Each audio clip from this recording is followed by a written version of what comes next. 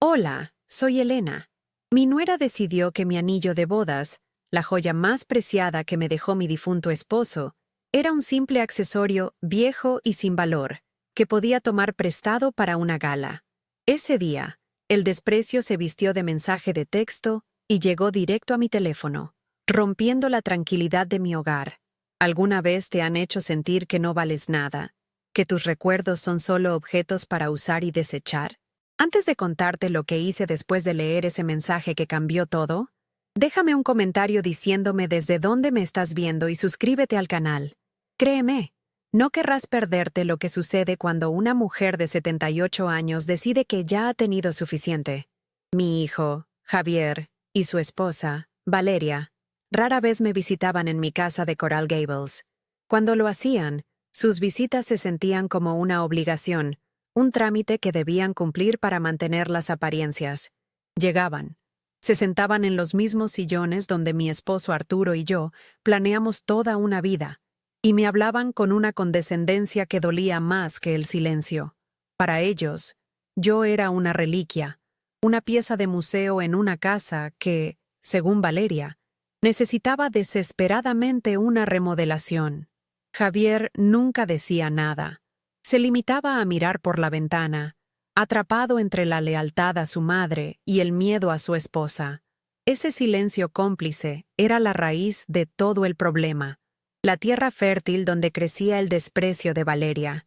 El dolor de sentirse borrada de tu propia familia es algo que se instala en los huesos, un frío que ningún abrigo puede quitar.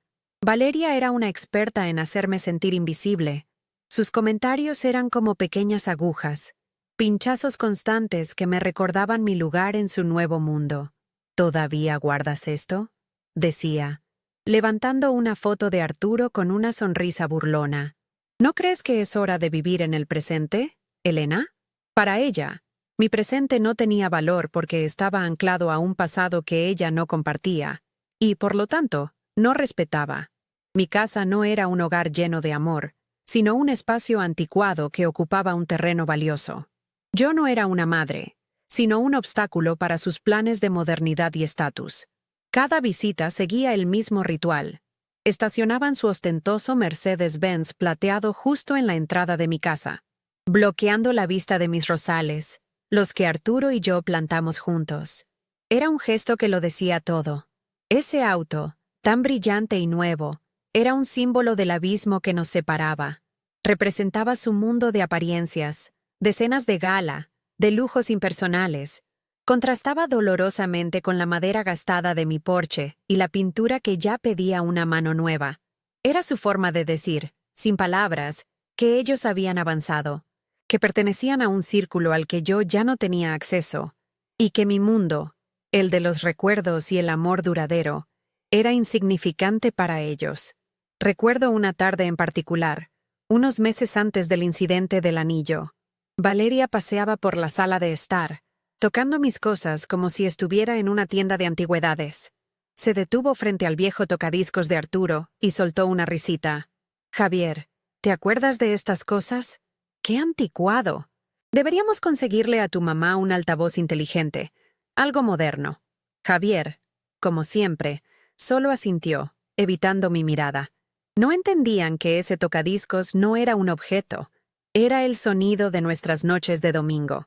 Era la música de nuestro primer baile en esa misma sala. Eran las manos de Arturo eligiendo un disco de vinilo solo para mí. Pero para Valeria, todo lo que tenía valor sentimental era simplemente basura vieja.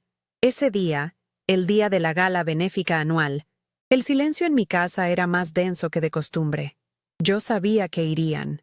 Lo habían mencionado en su última y fugaz visita, hablando de los vestidos, de quienes estarían allí, de la importancia de ser vistos. Por supuesto, no me invitaron. No es que quisiera ir a codearme con esa gente, pero la exclusión deliberada era otra forma de decirme que yo ya no encajaba. Mientras el sol de la tarde entraba por las ventanas, me encontré mirando viejos álbumes de fotos, recordando las galas a las que Arturo y yo asistíamos. Él con su smoking impecable y yo sintiéndome la mujer más afortunada del mundo. Éramos un equipo, nos respetábamos. un concepto que a Valeria le parecía completamente ajeno. En mi dedo anular, como cada día desde hacía 50 años, llevaba mi anillo de bodas. No era un simple adorno. Arturo me lo había regalado en nuestro 25º aniversario, reemplazando la sencilla banda de oro con la que nos casamos. Era un diamante solitario, elegante y atemporal, pero su valor real no estaba en los quilates. Estaba en la promesa que representaba, en la tarde que pasamos en una pequeña joyería de Key West para elegirlo, en la forma en que los ojos de Arturo brillaron cuando lo deslizó en mi dedo. Era el símbolo tangible de una vida construida sobre el amor y el respeto mutuo. Tocarlo me conectaba con él. Me hacía sentir que no estaba tan sola en esa casa tan grande y vacía. Era mi ancla, mi pedazo de eternidad. Entonces, el sonido agudo de una notificación de mensaje de texto rompió la quietud. Era un sonido que casi nunca escuchaba. Mi teléfono era para emergencias, para llamadas de mis pocas amigas. Con manos temblorosas, lo tomé de la mesita. La pantalla se iluminó con el nombre de Valeria. Sentí un nudo en el estómago. Ella nunca me escribía. Abrí el mensaje y las palabras aparecieron, frías y directas, sin un saludo. Sin un por favor. Voy a tomar prestado ese anillo viejo y sin valor tuyo para el evento. No era una pregunta. Era una orden. Una afirmación de su poder sobre mí y mis cosas. Mi mundo se detuvo. El aire se volvió pesado, y solo podía ver esas crueles palabras brillando en la pantalla. Por un instante, sentí que el suelo se abría bajo mis pies. La humillación fue como una bofetada, viejo y sin valor.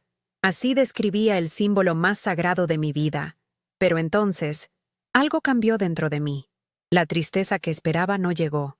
En su lugar, nació una calma helada, una claridad tan afilada como el diamante que ella codiciaba. Años de ser ignorada, de ser tratada como un mueble viejo, de tragarme sus insultos velados. Todo se concentró en ese único momento. Levanté la vista y me miré en el oscuro reflejo del teléfono. La mujer que me devolvía la mirada no era una víctima frágil. Era una mujer que había sido empujada al límite. Y en ese preciso instante, supe que esta sería la última vez que alguien me faltaría al respeto. La guerra silenciosa acababa de empezar. Leí el mensaje una y otra vez, pero las palabras no cambiaban. Viejo y sin valor. Esas 4 palabras resonaban en mi cabeza, rebotando contra los recuerdos de 50 años de matrimonio. Cada letra era un martillazo contra el cristal de mi memoria, tratando de romperlo en 1000 pedazos. El anillo no era un objeto, era una promesa. Era la mano de Arturo sobre la mía, su sonrisa tímida al ver mi reacción. Era cada cena de aniversario, cada dificultad superada, cada alegría compartida. Y ahora, para Valeria, era solo un accesorio para una noche, un adorno intercambiable que podía tomarse sin preguntar, porque en su mundo, las cosas que no tienen una etiqueta de precio visible, simplemente no tienen valor.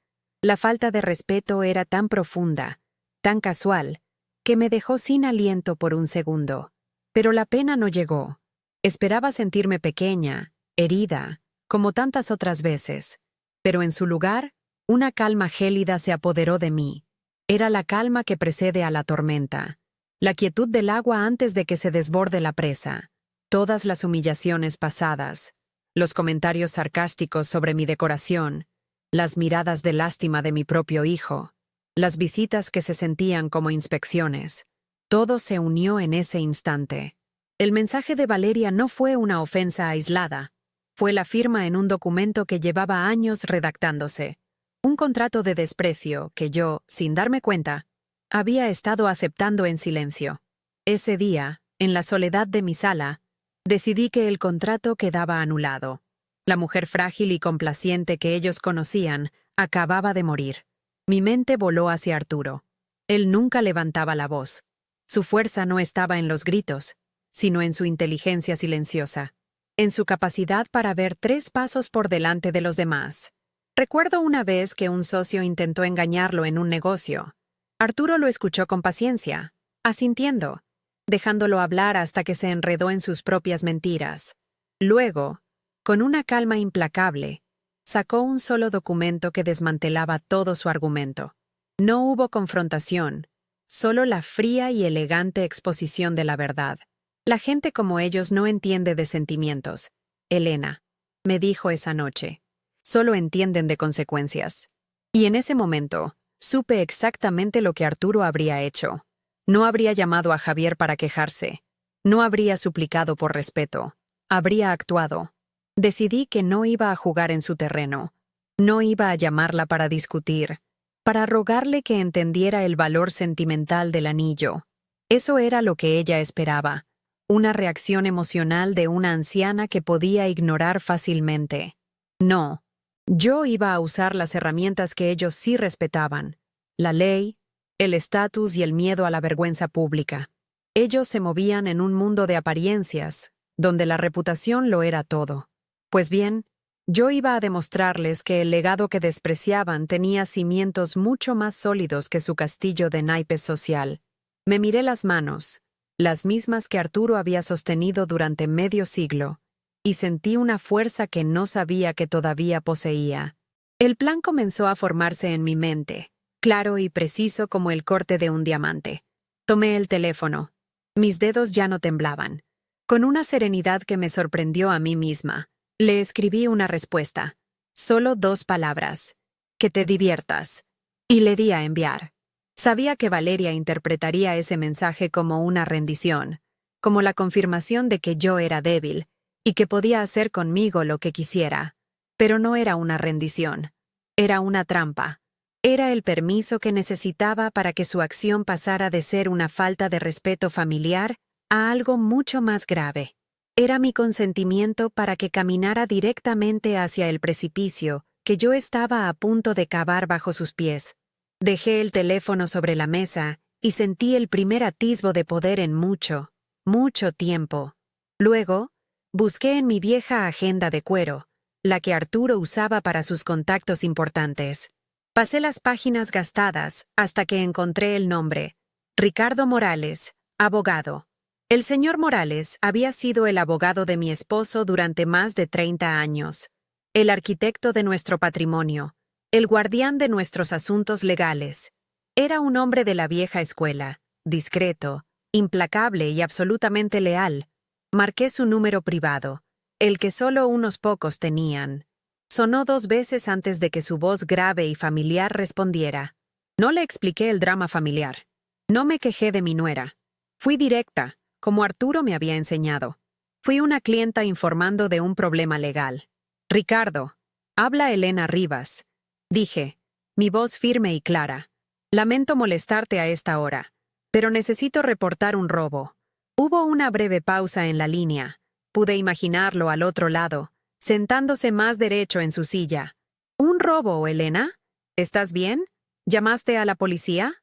Estoy perfectamente bien. Gracias. Respondí con calma. Y no, todavía no he llamado a la policía. Quería informarte primero. Me han robado el artículo del inventario número 777. Sabía que él entendería el código. El inventario de nuestro patrimonio era una lista detallada de todos nuestros bienes de valor, asegurados y catalogados. El número 777 correspondía al anillo de diamantes que Arturo me había regalado, una pieza con un valor asegurado de más de $250,000. El silencio al otro lado de la línea fue elocuente. Ricardo Morales conocía a mi familia, conocía a Javier y, por extensión, conocía la reputación de Valeria. No necesitó que le diera más detalles. Su tono cambió de preocupado a puramente profesional. Entiendo, Elena. Según los términos de la póliza de seguro del patrimonio, cualquier artículo de ese valor reportado como robado requiere una denuncia policial inmediata para que el seguro sea válido. Es el procedimiento estándar. ¿Sabes quién pudo haberlo tomado? Su pregunta fue una formalidad, pero me dio la apertura que necesitaba. Tengo una sospecha muy fuerte, dije, manteniendo mi voz neutral. Creo que la persona que lo tiene está actualmente en la gala benéfica del Museo de Arte de Miami. Perfecto, dijo Ricardo, Y en esa única palabra sentí todo su apoyo. No te preocupes por nada, Elena. Yo me encargo. Haré la llamada correspondiente y me aseguraré de que se maneje con la máxima discreción y profesionalismo. Tú quédate tranquila en casa. No hagas nada más. La discreción era la clave. Él sabía que yo no quería un escándalo vulgar, sino una demostración de poder quirúrgica y silenciosa. Sabía que la humillación pública, ejecutada con la frialdad de la ley, sería un castigo mucho más efectivo que cualquier discusión a gritos. Colgué el teléfono y una extraña paz se instaló en la habitación.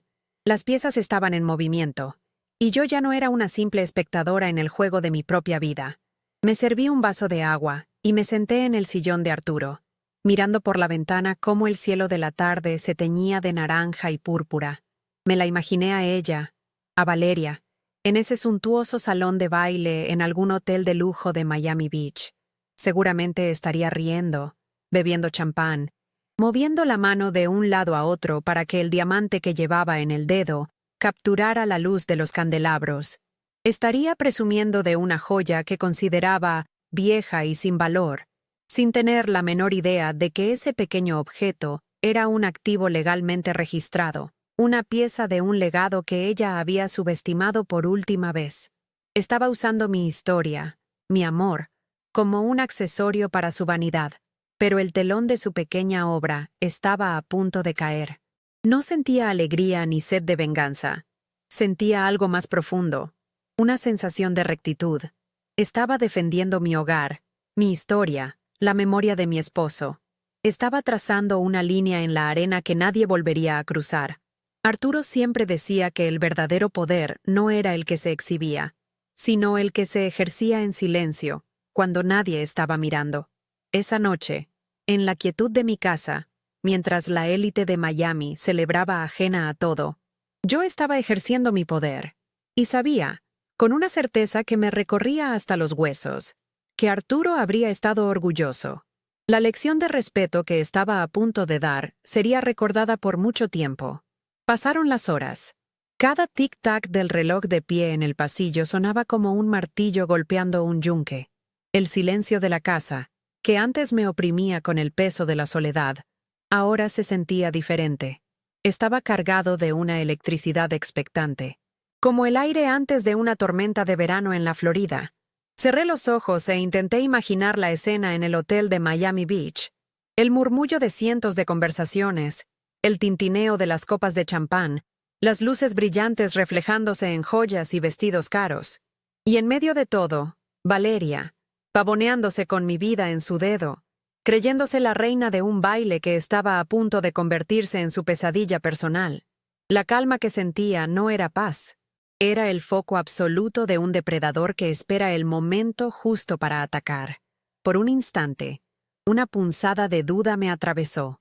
¿Era esto demasiado? ¿Me estaba rebajando a su nivel, usando la crueldad como arma?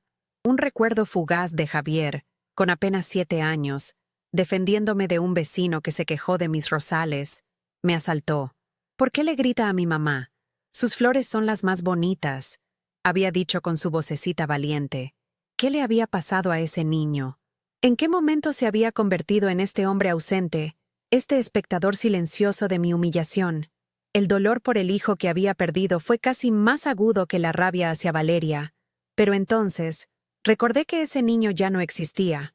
El hombre que lo reemplazó había elegido su bando hacía mucho tiempo, y no era el mío. La duda se disipó tan rápido como llegó, reemplazada por la memoria de otra herida, más reciente. Hace un año, para mi cumpleaños, en lugar de un regalo, Valeria me obsequió una consulta con una diseñadora de interiores.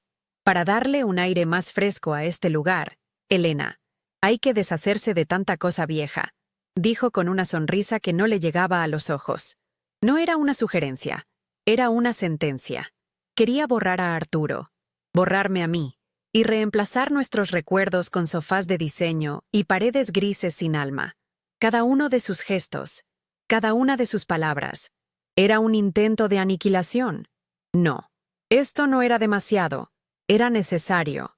Era una cuestión de supervivencia, de defender el último bastión de mi identidad antes de que lo demolieran por completo. Justo en ese momento, el teléfono sonó. Su vibración sobre la mesa de madera me sobresaltó.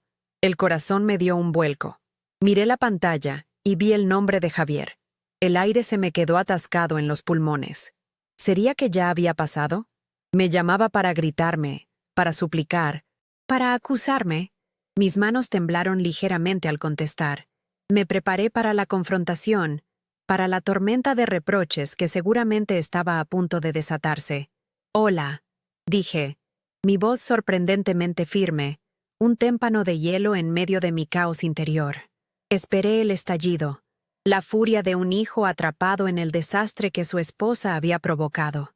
Pero lo que vino a continuación me dejó completamente helada. «Mamá, hola. Oye, una pregunta rápida», dijo Javier. Su tono era casual, casi aburrido. «¿Recuerdas dónde guardaste las declaraciones de impuestos del 2018? Valeria las necesita para completar unos papeles del préstamo para la casa de Aspen». Me quedé en silencio por un segundo, procesando la absurdidad de la situación. Aspen, impuestos. Mientras su esposa lucía una joya robada en una de las galas más importantes de la ciudad, a punto de ser confrontada por la policía, a él solo le preocupaban unos papeles. No mencionó el anillo. No preguntó cómo estaba. Era como si yo fuera simplemente una asistente, una guardiana de documentos viejos. La desconexión era tan profunda, tan absoluta, que sentí como si me hubieran arrojado un balde de agua helada. Esa llamada fue el catalizador final. Cualquier resquicio de culpa o vacilación que pudiera haber albergado se desvaneció, quemado por la indiferencia de su voz. Él no era una víctima inocente atrapada en el medio. Era un cómplice activo de mi invisibilidad. «Están en el archivador de metal del estudio de tu padre», respondí con una frialdad que no sabía que poseía. «En la carpeta etiquetada como Finanzas. Espero que los encuentren». No hubo un «gracias», solo un «ok, perfecto», antes de colgar. Dejé el teléfono y una certeza desoladora se instaló en mi corazón. Mi hijo ya no me veía. Para él, yo era parte del mobiliario, útil para ciertas cosas, pero en gran medida, invisible. Y en ese momento, supe que mi plan no era solo justo, era mi única opción. Miré el reloj de nuevo. Las 10 de la noche. Era la hora. Pude visualizarlo todo con una claridad cinematográfica. 2 oficiales, no del Departamento de Policía Local de Miami Beach, sino detectives de la División de Robos de Miami-Dade, probablemente contactados por Ricardo para darle más peso al asunto. No llegarían con estrépito, sino con la autoridad silenciosa que impone más miedo que cualquier sirena. Se acercarían al jefe de seguridad del evento, mostrarían sus placas y explicarían la delicada situación. No se trataba de una simple disputa familiar, era una denuncia formal de robo de un artículo asegurado de alto valor. Un delito grave. El evento social más exclusivo del año estaba a punto de tener un invitado inesperado. La cruda realidad de la ley. Me imaginé a Valeria, quizás en la cúspide de su noche, riendo con alguien importante, con el senador o la esposa de algún magnate. El jefe de seguridad se acerca, le susurra algo al oído. Su sonrisa se congela, se pone de pie, molesta por la interrupción, y sigue al hombre hacia un vestíbulo más apartado. Allí, bajo las luces frías, la esperan los 2 detectives, y Javier a su lado, confundido, sin entender nada. Le pedirían que los acompañara, cortés, pero firmemente. Y luego, la pregunta que haría que su mundo se derrumbara. «Señora, ¿podría explicarnos la procedencia del anillo que lleva puesto? Tenemos un reporte de que esta joya fue robada esta tarde». La sangre se le helaría en las venas. La máscara de superioridad se resquebrajaría, dejando al descubierto el pánico. El anillo en su dedo, que horas antes era un trofeo de su poder sobre mí, se habría transformado en una prueba incriminatoria. Cada destello del diamante bajo las luces del hotel sería un recordatorio de su arrogancia y su estupidez. El objeto, viejo y sin valor, se había convertido de repente en la pieza central de un escándalo que amenazaba con destruir la reputación que tanto se había esforzado por construir. Me pregunté qué diría. ¿Mentiría? ¿Diría que se lo presté? Pero mi mensaje de texto, mi denuncia formal y la llamada de mi abogado ya habían cerrado esa puerta. Estaba atrapada en su propia red de desprecio. Y yo, desde mi sillón en Coral Gables, había sido la araña que la tejió pacientemente. Mi teléfono móvil vibró de nuevo sobre la mesa. Esta vez no era una llamada. Era un mensaje de un número que no reconocía. Lo abrí con el corazón latiendo con fuerza. No había texto, solo una imagen. La foto estaba un poco borrosa, tomada a distancia, como si la hubiera hecho alguien que no quería ser visto. Pero era inconfundible. En el fondo se veía el opulento vestíbulo del hotel, y en primer plano, de espaldas, estaban Valeria y Javier. Frente a ellos, dos hombres altos con trajes oscuros. Uno de ellos le estaba mostrando a Valeria algo en un papel. La postura de Valeria era rígida, su cabeza inclinada hacia abajo. Javier estaba a su lado, con las manos en los bolsillos. La viva imagen de la impotencia. Era la confirmación. El plan se había ejecutado. La justicia, a su manera fría y metódica, había llegado a la fiesta. Apagué la pantalla del teléfono y lo dejé boca abajo sobre la mesa, como si al ocultar la imagen pudiera contener la explosión que acababa de provocar. El corazón me latía con una fuerza desbocada, un tambor sordo en el silencio de mi sala. La foto era la prueba de que mi plan, concebido en la soledad y el dolor, era real. Ya no era una fantasía de venganza, era una operación en marcha. Por un lado, sentí una oleada de validación, una fría satisfacción al ver la arrogancia de Valeria finalmente confrontada. Pero por otro, un nudo de hielo se formó en mi estómago. Acababa de prenderle fuego a mi propia familia. No había vuelta atrás. La mujer que había sido complaciente durante décadas había cruzado una línea de la que no se podía regresar, y ahora solo quedaba esperar a ver qué quedaba en pie después de que las llamas se extinguieran. Las siguientes 2 horas fueron las más largas de mi vida. Me quedé inmóvil en el sillón de Arturo, escuchando el zumbido del viejo refrigerador en la cocina y el lejano murmullo del tráfico en la calle. Cada minuto se estiraba hasta el infinito. Me preguntaba qué estarían diciendo en esa habitación del hotel. ¿Estaría Valeria llorando, gritando, negándolo todo? ¿Estaría Javier, por fin, obligado a elegir un bando? Me di cuenta de que, por primera vez en años, no me importaba lo que pensaran de mí. Había pasado tanto tiempo preocupándome por no molestarlos, por ser la madre y suegra perfecta y silenciosa, que me había olvidado de respetarme a mí misma. Esa noche no se trataba de ganar una batalla contra ellos, sino de ganar la guerra contra mi propio silencio.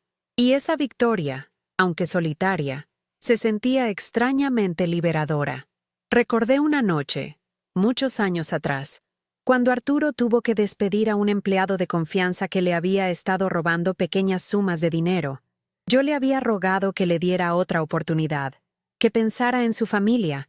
Arturo me miró con una tristeza infinita y me dijo: «Elena, a veces, la mayor bondad que puedes hacer por alguien es dejar que enfrente las consecuencias de sus actos.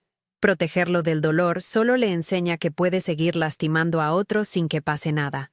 En ese momento no lo entendí del todo, pero ahora, en la quietud de mi casa, sus palabras resonaban con una claridad devastadora. No estaba siendo cruel con Valeria. Le estaba ofreciendo, de la manera más dura posible, la oportunidad de aprender que las acciones tienen un peso. Y Javier, mi hijo, iba a aprender que la inacción también lo tiene. Entonces, el teléfono sonó de nuevo, esta vez con la estridencia de una llamada entrante. El nombre de Javier brillaba en la pantalla. Mi mano tembló al levantarlo. Me preparé para los gritos, las acusaciones, el veneno, pero la voz que escuché al otro lado no era de ira, era algo mucho peor. Era la voz de un niño asustado, rota por el pánico. «Mamá, ¿qué hiciste?», susurró, y en esas 3 palabras escuché el derrumbe de su mundo. «¿Qué demonios hiciste? Hay policías aquí. Están hablando de presentar cargos. están acusando a Valeria de robo. Su voz se quebró. Todo el mundo nos está mirando. Están arruinando nuestras vidas. Tienes que llamarlos, decirles que fue un malentendido. Por primera vez en mucho tiempo, mi hijo me necesitaba, pero no me pedía consuelo.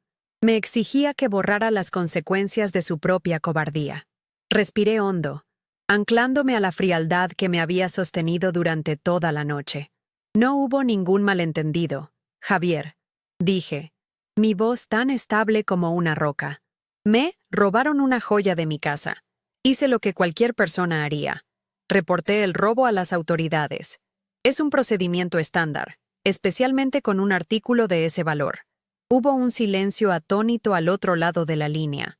Creo que esperaba que me derrumbara, que me disculpara, que arreglara el desastre que su esposa había creado. Pero, ella es tu familia, balbuceó finalmente. Ella no actuó como si yo fuera su familia cuando decidió que mis recuerdos más preciados eran accesorios sin valor que podía tomar sin permiso. Respondí, cada palabra afilada y precisa. ¿Y tú, Javier? ¿Dónde estabas tú cuando ella me faltaba el respeto una y otra vez? Tu silencio le dio permiso para hacer esto. Pude oír a Valeria sollozando de fondo, un sonido agudo y teatral. Mamá, por favor, suplicó Javier. Su voz ahora un hilo de desesperación. El abogado de Valeria está en camino. Esto se va a convertir en un escándalo. Piensa en el apellido, en nuestra reputación. La gente está empezando a hablar. Si no retiras la denuncia ahora mismo, esto nos destruirá. Su preocupación no era por mí, ni por el dolor que me habían causado. Su preocupación era por las apariencias, por su estatus, por el delicado castillo de naipes social que habían construido. Estaba más preocupado por lo que dirían los extraños en una fiesta que por la humillación que su propia madre había soportado en silencio durante años. Y esa, justo esa, era la raíz de todo el problema. Era la prueba final de que había tomado la decisión correcta. La reputación que te preocupa tanto fue construida por tu padre, sobre cimientos de integridad y respeto, valores que ni tú ni tu esposa parecen entender. Le dije, mi voz gélida. Esta conversación se acabó. Javier, ustedes crearon esta situación. Ahora les toca a ustedes lidiar con las consecuencias. Y sin esperar una respuesta, colgué. Dejé caer el teléfono sobre el cojín del sofá como si quemara. Mis manos estaban heladas, pero mi corazón ardía. Acababa de cerrar la puerta a mi único hijo.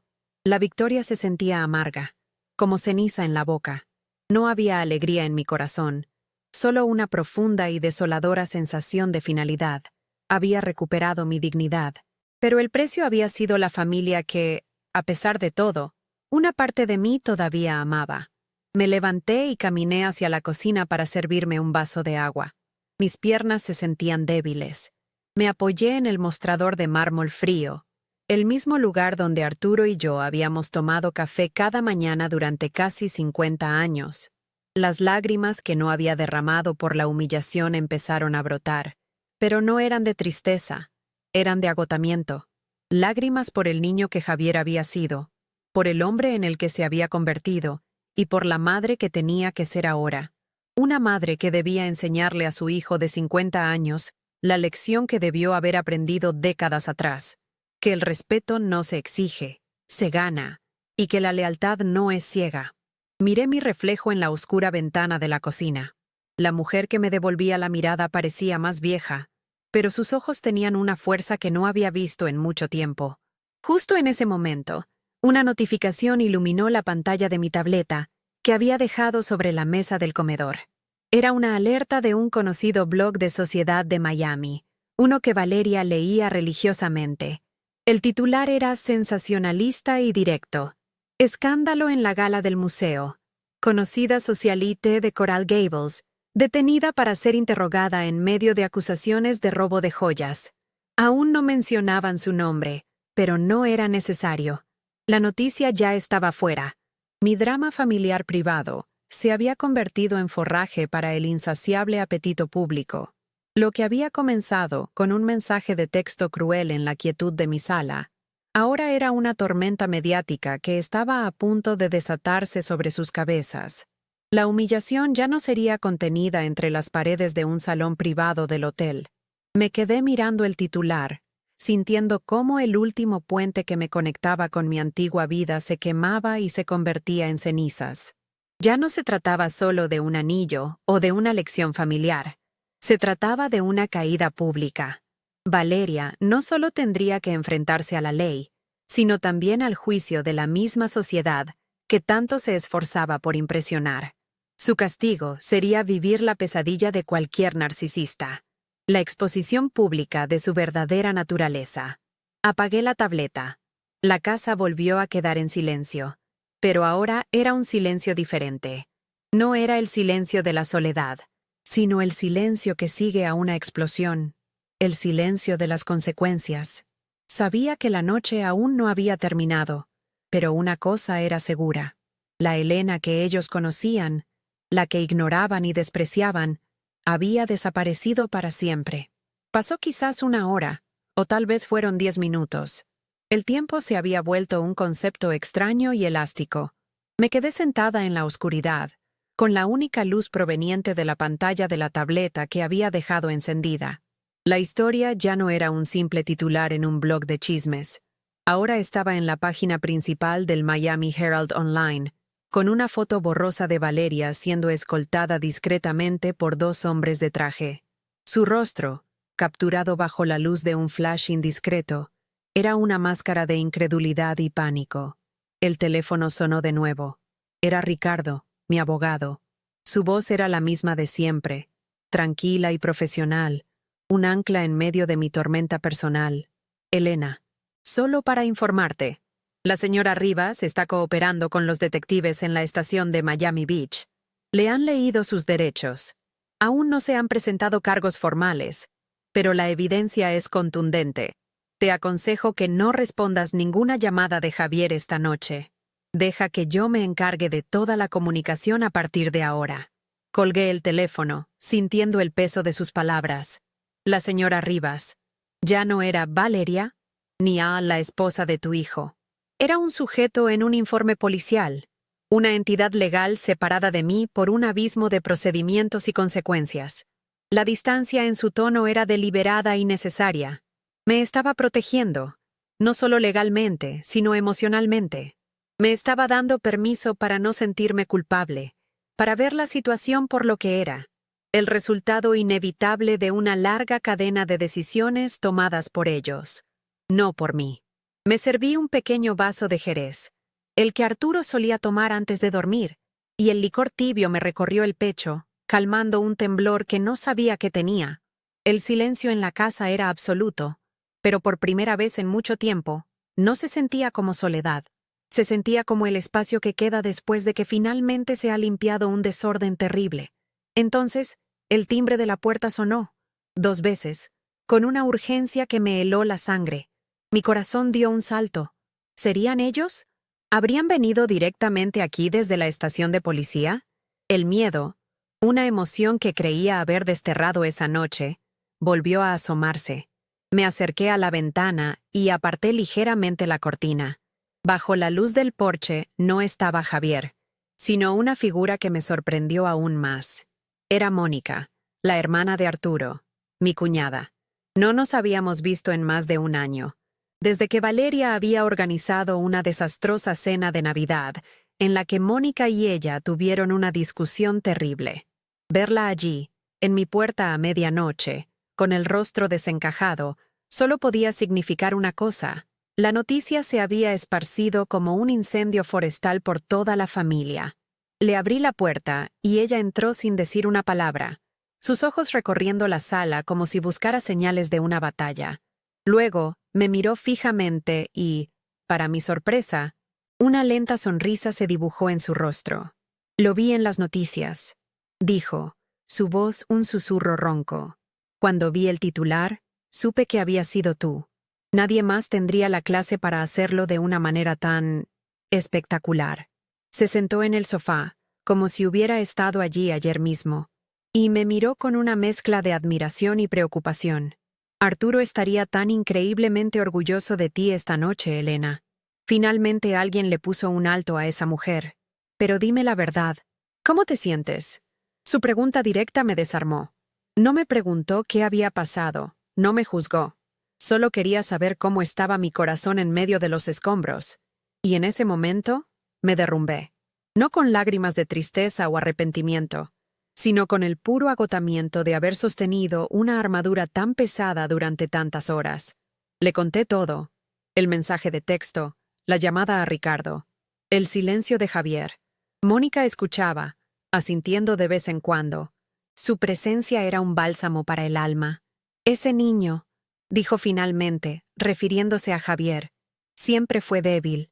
Valeria lo devoró hace años. Lo que hiciste esta noche no fue solo por ti, Elena. Fue por el recuerdo de mi hermano, por el respeto que esa mujer nunca tuvo por nuestro apellido. Sus palabras me dieron una perspectiva que yo no había podido ver. No había destruido a mi familia. Había protegido su legado. Mientras hablábamos, mi teléfono, que había dejado sobre la mesita, comenzó a vibrar sin parar. Eran mensajes de Javier. Docenas de ellos. «Mamá», contesta, «esto es una pesadilla. El abogado de Valeria dice que podemos demandarte por difamación. Estás destruyendo mi vida. Por favor, mamá, para esto». Mónica miró la pantalla iluminada y resopló. «Difamación.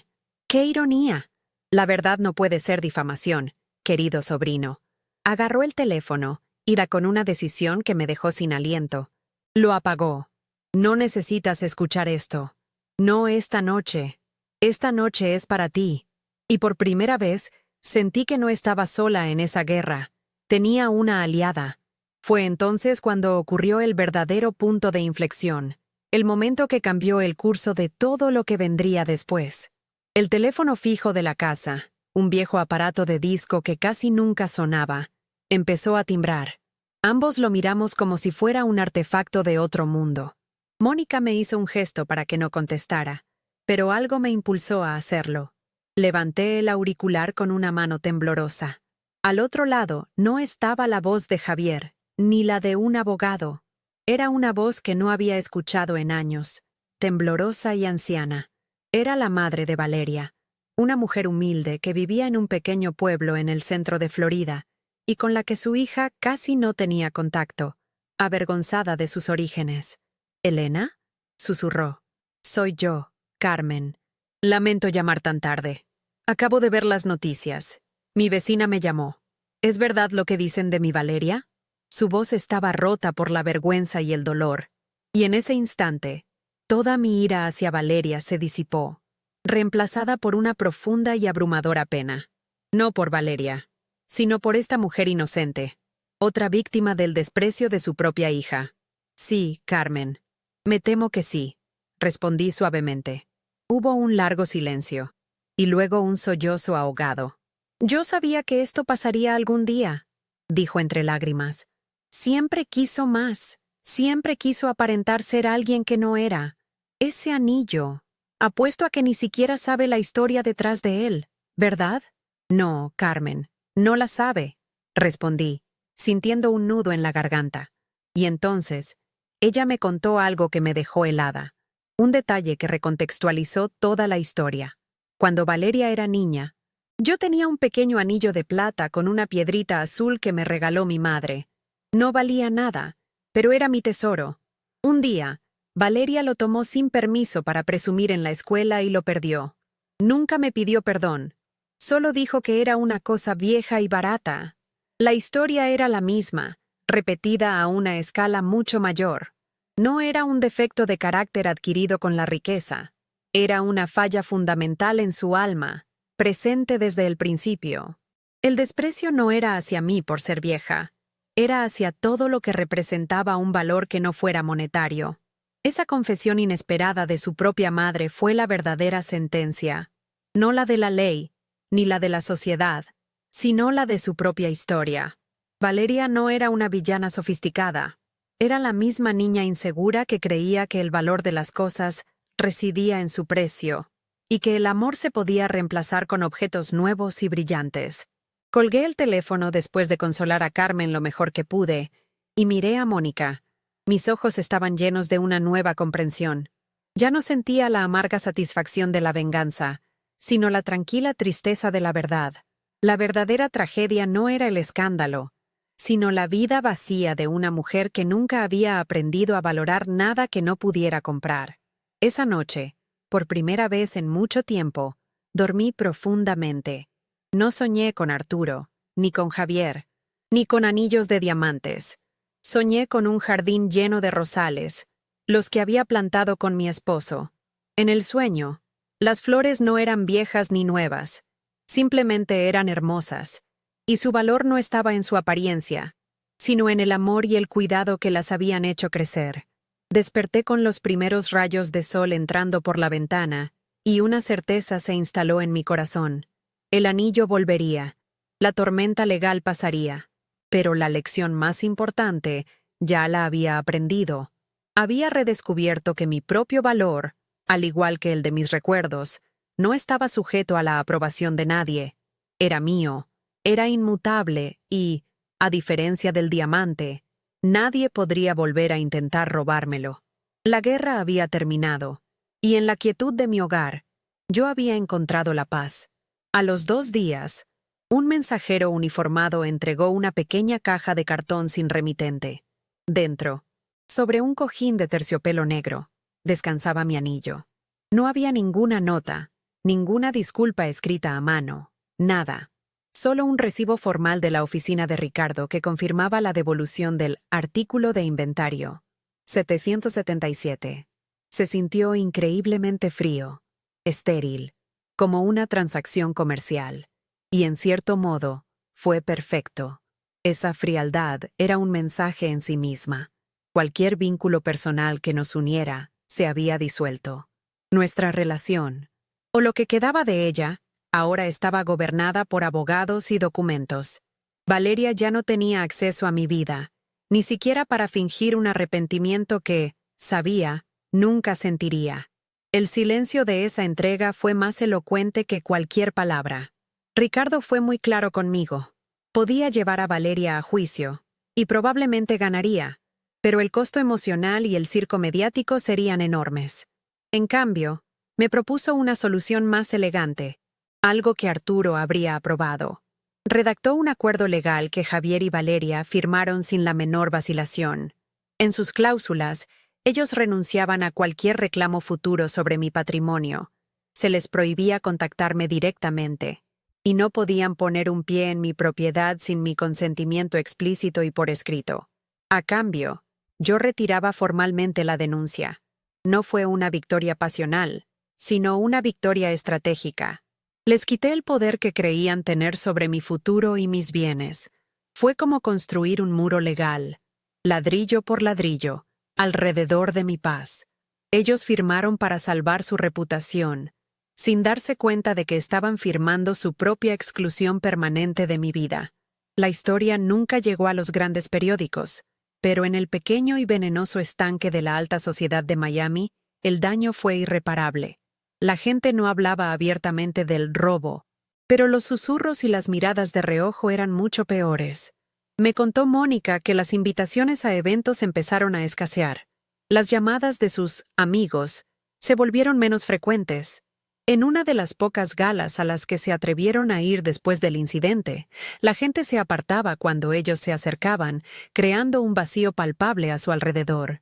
La humillación no fue un evento de una sola noche, sino una lenta y dolorosa asfixia social. Valeria, que vivía para ser vista y admirada, se volvió invisible de la peor manera posible. Descubrieron que la reputación, al igual que la confianza, es un cristal que, una vez roto, nunca vuelve a ser el mismo. Una semana después, Javier apareció en mi puerta, sin avisar. Fue la única vez que rompió el acuerdo. No lo dejé entrar. Hablamos a través de la puerta cerrada de roble, su voz amortiguada por la madera maciza. No se disculpó. En su lugar, me acusó de ser cruel, de no pensar en él, de haberlo avergonzado públicamente. «Arruinaste todo, mamá. ¿Estás contenta?», me dijo, su voz mezclando la ira con una autocompasión patética que me revolvió el estómago.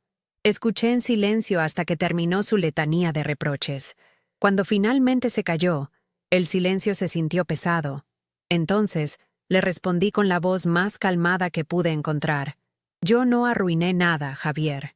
Yo simplemente dejé de permitir que ustedes arruinaran lo que quedaba de mí.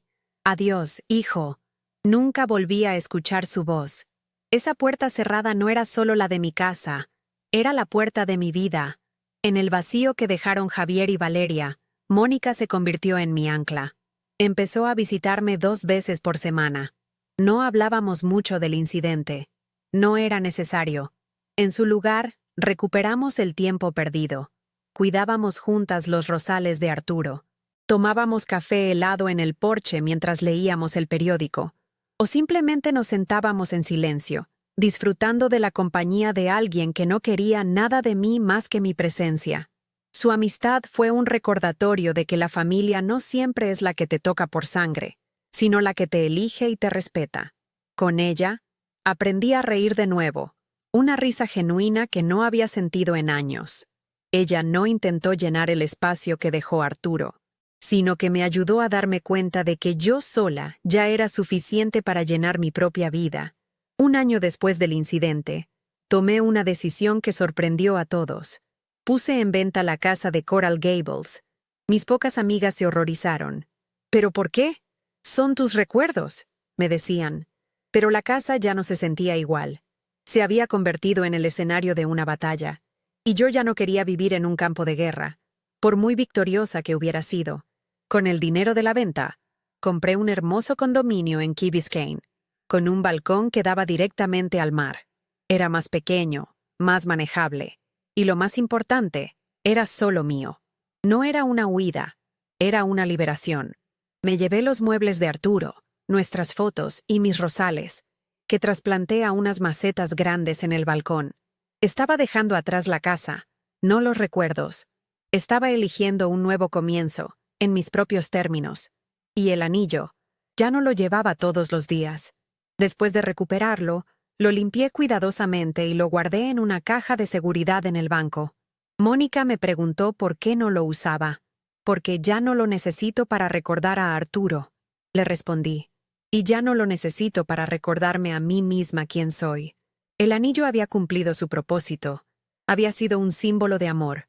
Luego se convirtió en un arma para defender mi dignidad, y ahora era un monumento. Un recordatorio silencioso en la oscuridad de una bóveda de que la fuerza más grande a menudo proviene de los lugares más tranquilos y que el respeto, una vez que lo reclamas, es la joya más valiosa de todas. Sacarlo a la luz ya no era necesario. Su poder residía en saber que estaba allí, seguro y a salvo, como mi propia autoestima. Hace unos meses, Mónica me contó que una amiga en común había visto a Javier y Valeria en una revista de bienes raíces de Colorado. Al parecer, habían comprado esa casa en Aspen y estaban intentando integrarse en la escena social de allí. La foto los mostraba sonriendo, con las montañas nevadas de fondo, la imagen perfecta de una felicidad fabricada. No sentí nada, ni rabia, ni tristeza, ni siquiera curiosidad. Eran como personajes de una novela que había terminado de leer hace mucho tiempo. Su historia ya no era parte de la mía. Les deseé, con una indiferencia genuina, que encontraran lo que fuera que estuvieran buscando, pero sabía, con una certeza tranquila, que nunca lo encontrarían en las apariencias, porque lo que realmente les faltaba no se podía comprar, ni siquiera en Aspen. Ahora, mis días son tranquilos. Me despierto con el sonido del mar, no con el peso del silencio. Mi pequeño balcón está lleno de rosales que florecen con una terquedad que me recuerda a mí misma. A veces, por la tarde, me siento con una copa de Jerez y miro una foto de Arturo que tengo en la mesita. Le sonrío, y siento que él me devuelve la sonrisa. No fue un final de cuento de hadas. Perdí a mi hijo, pero en el proceso me encontré a mí misma. Recuperé mi nombre, mi voz y mi paz. Y he aprendido que el final de una historia no siempre es el final de la vida. A veces, es simplemente el principio de una nueva, una que escribes tú misma, con tu propia tinta y en tus propias reglas. Y esa, descubrí, es la única historia que realmente importa. Si conoces a alguien que necesite escuchar este mensaje de confianza en sí misma, por favor comparte este video. No olvides suscribirte para más historias sobre cómo encontrar tu propio camino, incluso cuando no es el que otros esperan. Gracias por escucharme. Lo que viví me enseñó la lección más importante de mi vida. Una que no se encuentra en los libros ni se hereda con la fortuna. Nuestro valor no es una etiqueta de precio que otros pueden poner y quitar a su antojo. Durante años, permití que el desprecio silencioso de mi familia me convenciera de que yo era como los muebles viejos de mi casa, una reliquia que ocupaba espacio, llena de historias que a nadie le importaban.